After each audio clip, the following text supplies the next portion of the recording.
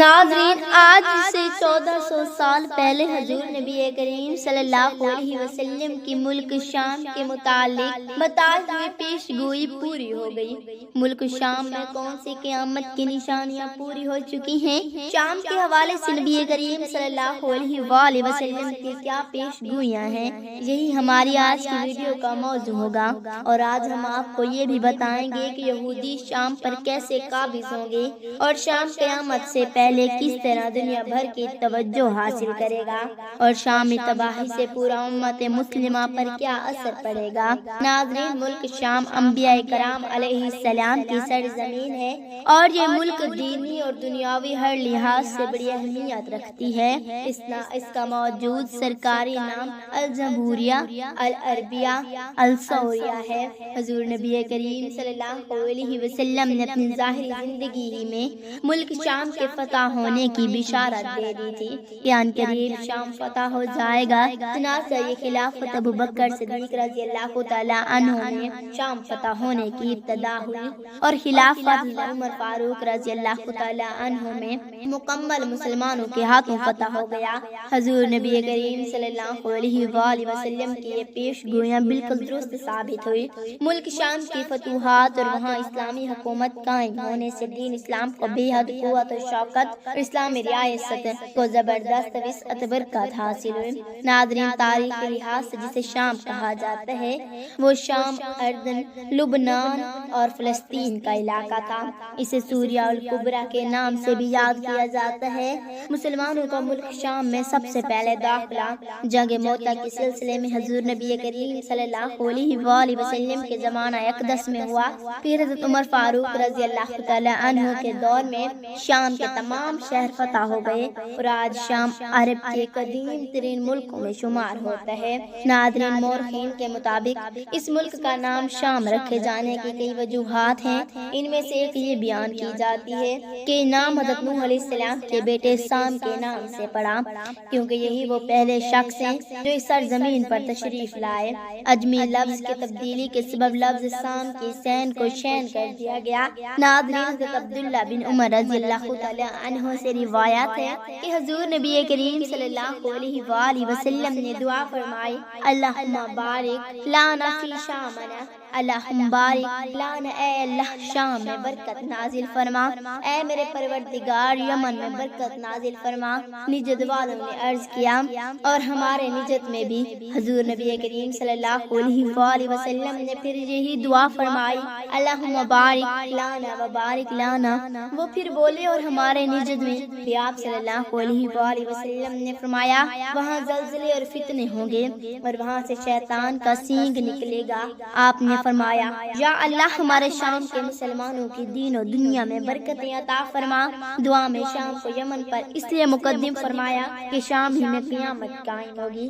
وہی فلسطین سے متصل ہے اور فلسطین میں بیت المقدس ہے۔ حضرت ابو امامہ رضی اللہ تعالیٰ عنہ سے مروی ہے کہ نبی کریم صلی اللہ علیہ وآلہ وسلم نے فرمایا، ملک شام اللہ رب العزت کا چنا ہوا شہر ہے اور وہ اپنے چنے ہوئے بندوں کو اس میں جمع فرما دے گا۔ اسی طرح حضرت زید بن ثابت رضی اللہ تعالیٰ عنہ سے مروی ہے کہ ایک دن ہم حاضر تھے، نبی کریم صلی اللہ علیہ وآلہ وسلم نے فرمایا، ملک شام کے لیے خوشخبری ہے، بے شک رحمان کے فرشتے اس پر اپنے پھیلائے رہتے ہیں۔ رسول اللہ صلی اللہ علیہ وآلہ وسلم نے فرمایا، جب اہل شام تباہی و بربادی کا شکار ہو جائے گا تو پھر تم میں کوئی خیر باقی نہ رہے گی۔ ناظرین، حدیث مبارکہ کی روح سے شام اور اہل شام سے امت مسلمہ کا مستقبل وابستہ ہے۔ اگر ملک شام ایسے ہی برباد ہوتا رہا تو پوری امت مسلمہ کی بھی خیر نہیں۔ یہ نبی کریم صلی اللہ علیہ وآلہ وسلم کی پیش گوئی ہے جسے یقیناً پورا ہونا ہے۔ ابھی تک تقریباً 90% شام برباد ہو چکا ہے۔ 5 سے 6 سال خون ریزی میں لاکھوں کی تعداد میں بوڑھے بچے جوان شہید ہو چکے ہیں۔ ملک کی سرحدوں پر کئی شامی زندگی کے بھیک مانگ رہے ہیں، لا تعداد زخمی اور معذور ہو چکے ہیں۔ شام مکمل تباہی کے بعد اب نزاع کی حالت میں ہے۔ شام کی موجودہ صورتحال سے یقیناً آپ واقف۔ شام کے اندر خانہ جنگی عروج پر ہے۔ کئی شامی روز دائی اجل کو لبیک کہہ رہے ہیں۔ ناظرین، اسی حساب سے عرب ممالک کے سنہرے دور کے خاتمہ کی اہم وجہ ملک شام کے موجودہ حالات ہیں۔ نبی کریم صلی اللہ علیہ وآلہ وسلم کی ایک اور پیش گوئی اور علامت ظاہر ہو رہی ہے یا جو ہو چکی ہے۔ یاد رکھیں کہ ملک شام کے متعلق اسرائیل، روس، ایران اور امریکہ جو بھی جھوٹے بہانے بنائے، لیکن ان سب کا اصل ہدف جزیرہ عرب ہے، کیونکہ کفار یہودی و نصاری کا عقیدہ ہے کہ دجال مسیح ہے۔ اس وجہ سے وہ لوگ دجال کے انتظامات مکمل کر رہے ہیں، جس کے لیے عرب ممالک میں عدم استحکام پیدا کرنا ہے، کیونکہ ملک شام پر یہودی و نصاری قبضہ کرنا چاہتے ہیں اور یہ ہو کر رہے گا۔ حضرت امام مہدی علیہ السلام کے ظہور سے پہلے ایسا ہونا ضروری ہے۔ یہ نبی کریم صلی اللہ علیہ وآلہ وسلم کی حدیث سے ثابت ہے۔ آخری زمانے میں جب مسلمان ہر طرف سے مغلوب ہو جائیں گے، مسلسل جنگیں ہوں گی، شام میں بھی یہودیوں اور عیسائیوں کی حکومت قائم ہو جائے گی۔ ناظرین، سعودی عرب میں صرف ترکی بھی باقی نہ رہے گا، ہر جگہ کفار کے ظلم بڑھ جائیں گے، امت آپس میں خانہ جنگی کا شکار رہے گی۔ عرب خلیجی ممالک سعودی عرب وغیرہ میں بھی مسلمانوں کے باقاعدہ پر شوکت حکومت نہیں رہے گی۔ خیبر سعودی عرب کا چھوٹا سا شہر ہے، مدینہ سے تقریباً 107 کلومیٹر کے فاصلے پر ہے۔ وہاں تک یہود نصاری کے پہنچ جائیں گے اور اس جگہ تک ان کی حکومت قائم ہو جائے گی۔ مسلمان مدینہ منورہ پہنچ جائیں گے۔ اس وقت امام مہدی علیہ السلام مدینہ منورہ میں ہوں گے۔ دوسری طرف دریائے تیبر میں بھی تیزی سے خشکی ہو جائے گی۔ ابھی دریائے تیبر خشک ہو رہا ہے، یعنی نشانی بھی پوری ہو رہی ہے جو امام مہدی علیہ السلام کے ظہور سے قبل پوری ہوگی۔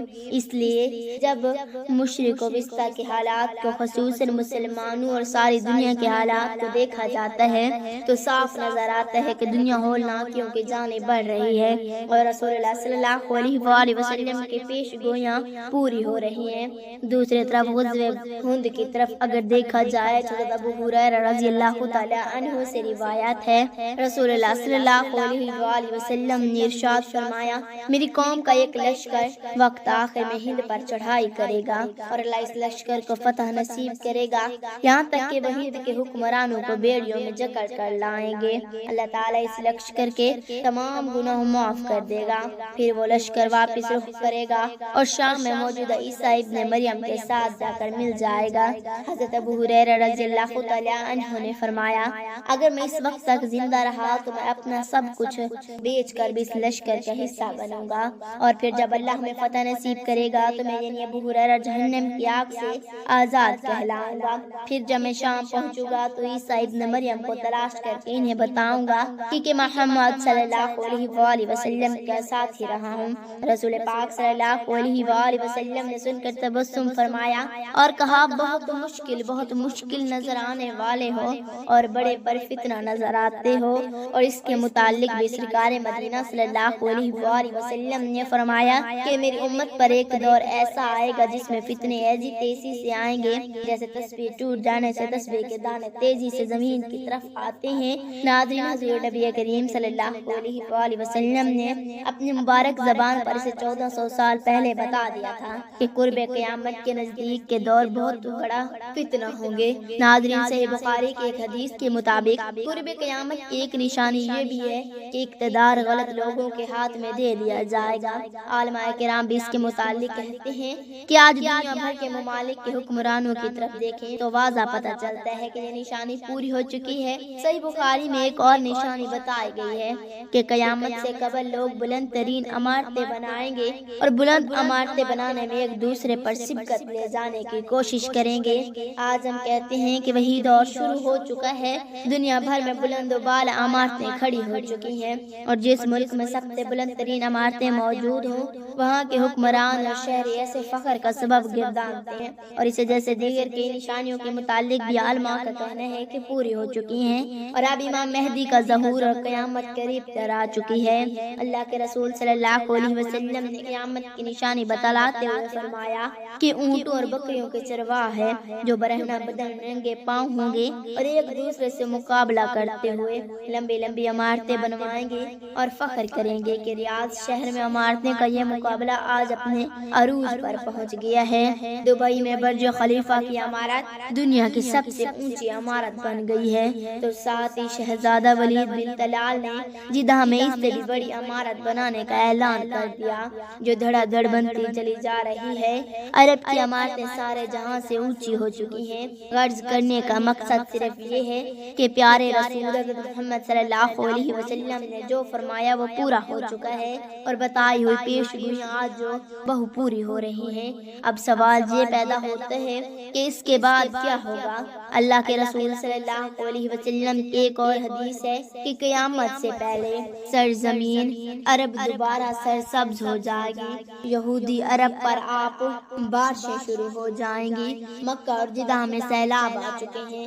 عرب سرزمین پہلے ہی جدید ٹیکنالوجی کو کام ملا کر سرسبز بننے کی کوشش کی گئی ہے، قدرتی موسم کی وجہ سے بھی سرسبز بنتی جا رہی ہے۔ سعودی عرب گندم میں پہلے خود کفیل ہو چکا ہے، اب وہاں خشک پہاڑوں پر بارشوں کی وجہ سے سبزہ اگنا شروع ہو چکا ہے، پہاڑ سب سبز ہونا شروع ہو چکے ہیں۔ بارشوں کی وجہ سے آخر کار حکومت ڈیم بنانے کا سوچ رہی ہے، جس سے پانی کی نہریں نکلیں گی، ہریالی ہوگی، سبزہ مزید ہوگا، فصلیں لہلہائیں گی۔ یوں یہ پیش گوئی بھی اپنے تکمیل مراحل سے گزرنے جا رہی ہے، اور جو حضور صلی اللہ علیہ وسلم نے فرمایا اسے ہم اپنی نگاہوں سے دیکھتے جا رہے ہیں۔ اگر حدیث میں غور کریں تو مشرق وسطیٰ کے زوال کا آغاز ملک شام سے شروع ہوا، لیکن شاید عرب حکمران یا تو یہودی و نصاری کی چال سمجھ نہ سکے یا بے رخی اختیار کیے ہوئے ہیں، لیکن وجہ جو بھی ہو آپ صلی اللہ علیہ وسلم کے بتائی علامات پر تو